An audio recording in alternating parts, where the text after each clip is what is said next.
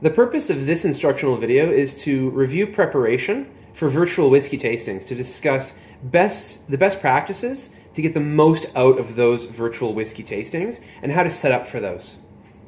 Of course, you always should set up for these tastings in advance, well in advance, getting all your stuff set up on your dining table, desk, wherever you're getting ready. Don't leave it to the last minute. And whatever you do, don't pregame before you get to the tasting. Always make sure that the first alcohol you're tasting should be the actual vials on the placemat in the virtual whiskey tasting. Most organizers will give you a virtual tasting placemat. If you don't have one, you can make one. They look like this, and they have places for all your glasses to go. You can also take your pen and write notes on your placemat of your virtual whiskey tasting, so you remember all the whiskeys that you liked that day. Get all that set up well in advance, because it's going to be really tough at game on. And when you're setting up your stuff, don't forget a pen to write down all your notes, a pipette to drop drops of water into your whiskey, of course a glass of water for you to drink, and Ralphie style, you can put a spoon in it so that you can also put in drops of water into your whiskey that way.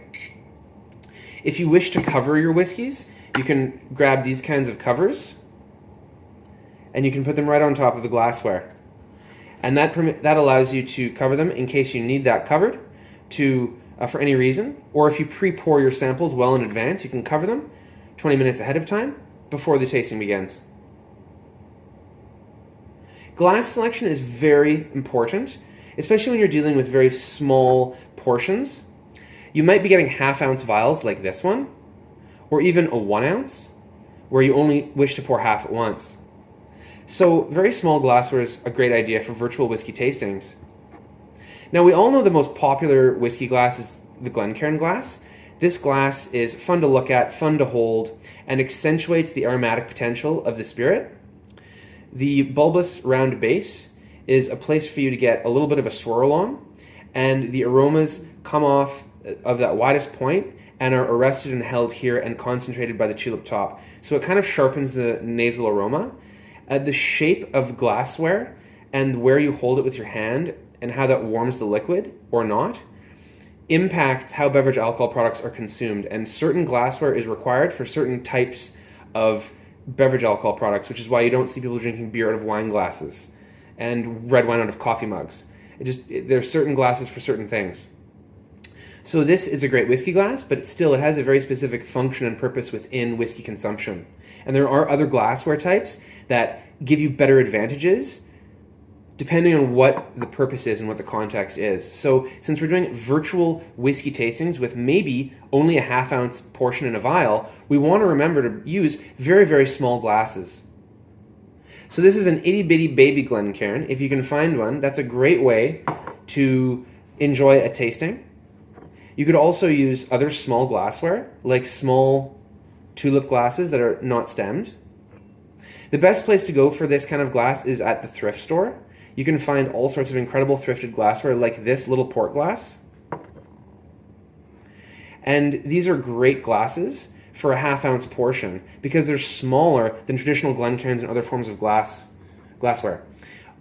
What about this guy here? So this glassware, this is a very small cognac snifter style glass. So if you have a whiskey that's finished or aged exclusively in a wine product style barrel, like a cognac, Armagnac cask, or a port cask, it would behoove you to use a wine-inspired glass type as well, as opposed to a Glencairn, which is solely whiskey-centric. These pieces are designed for wine-style products already, so it makes sense to use them for a whiskey product that has some relation to wine as well. The size of the glass, the shape of it, everything about the glass matters.